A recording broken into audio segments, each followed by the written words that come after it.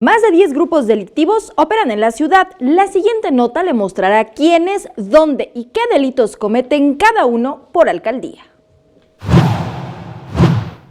La Secretaría de Seguridad Ciudadana tiene identificados a 12 grupos delictivos en la Ciudad de México. Se trata de la Unión Tepito, que opera en las alcaldías de Miguel Hidalgo, Benito Juárez, Cuauhtémoc, Venustiano Carranza y Gustavo Amadero.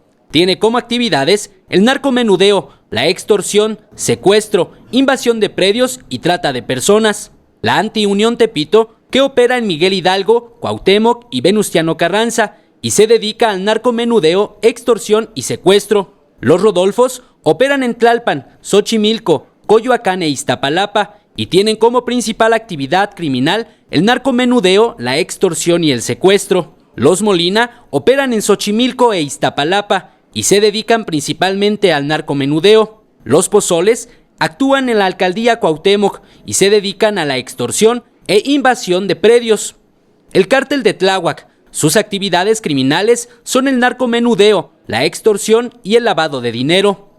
Los Panchos operan en Milpa Alta y se dedican al narcomenudeo y extorsión a transporte público. Los Pitufos operan en Tláhuac, Iztapalapa y Coyoacán. Sus principales actividades criminales son el narcomenudeo y la extorsión a transporte público.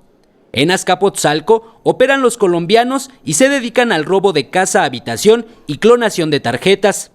En la Gustavo Amadero, los Spring Breakers, que se dedican al narcomenudeo y la extorsión, mientras que en Iztacalco, Venustiano Carranza y Gustavo Amadero operan los ruteros, que se dedican al robo de transporte público, y los yonqueros, que operan en Miguel Hidalgo, Benito Juárez y Cuauhtémoc, y se dedican al robo de autopartes.